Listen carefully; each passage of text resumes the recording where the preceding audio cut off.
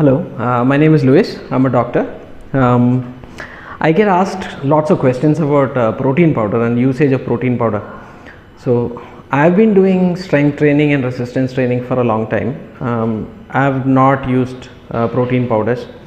I'm not a fan of those. I get a lot of samples of protein powders, medical protein powders, but again, I'm not a fan of those.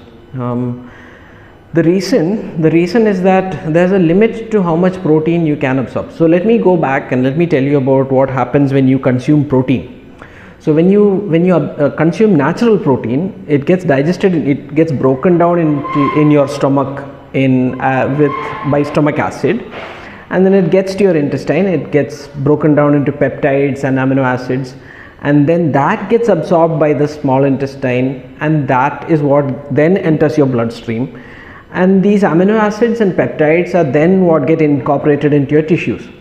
Now if there's more than what your tissues can absorb, these amino acids then have to be broken down again by the liver into ammonia, and that gets converted into urea, and then that gets converted and that gets flushed out through the kidneys.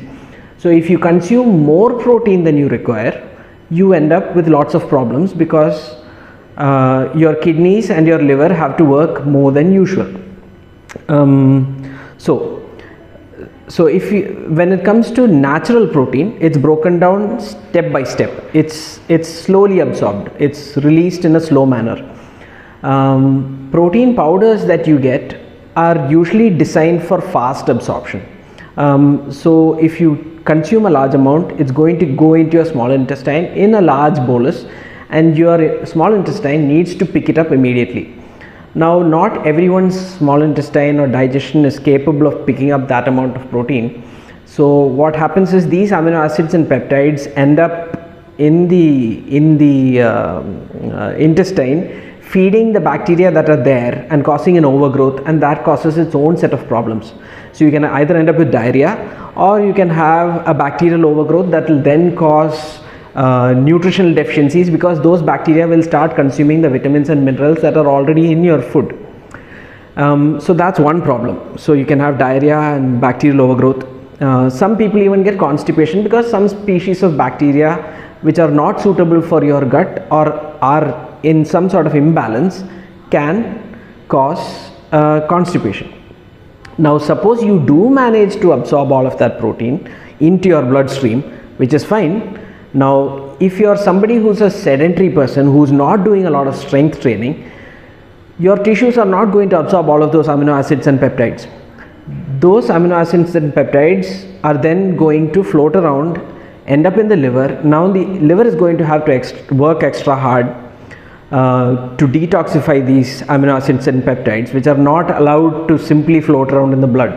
So that gets converted into ammonia and urea and finally get filtered out of the kidneys. Now this is not to say that if you consume protein you'll end up with liver and kidney failure, which is the other side of the fear mongering that happens around proteins. But you know, there's no need to over consume protein and end up wasting it in your urine or in the stool. There's no need to pay through your nose for protein powders and then end up not being able to absorb. So what I would suggest you do is you stick to natural protein. So that's meat, fish, eggs or dairy. These are the first class proteins because these provide the right amount of amino acids, the proportion of amino acids that are best for absorption and that are best for building your own protein tissues, which is usually your muscle, your bone, your ligaments. So it is ideal to use first class proteins: meat, fish, eggs and dairy.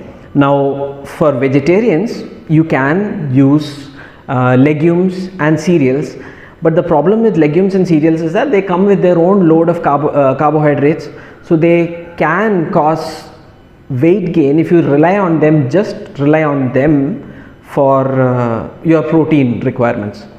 Now if you are not somebody who's in a hurry to put on a lot of muscle, a vegetarian diet is fine. So you should, if you're not in a hurry, which is how you should train anyways.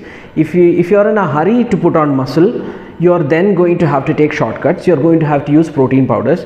You're going to have to use meat and fish and eggs and milk. If you're somebody who's vegetarian, I'd suggest that you continue training and you be patient, and if your consistency in training is a better method to build muscle and be healthy, rather than get upset that you're not getting enough protein and going on to take protein powders. So that's my summary. If at all you must have protein, I want you to have the first class proteins, that is meat, fish, eggs and milk or dairy products. If that's not possible, if you are vegetarian, you take it slow, train consistently. You will get enough proteins if you combine grains and legumes in the right manner. Grains, pulses and legumes in the right manner. It's just that it'll take slightly longer, and you'll have to be careful with your calorie intake.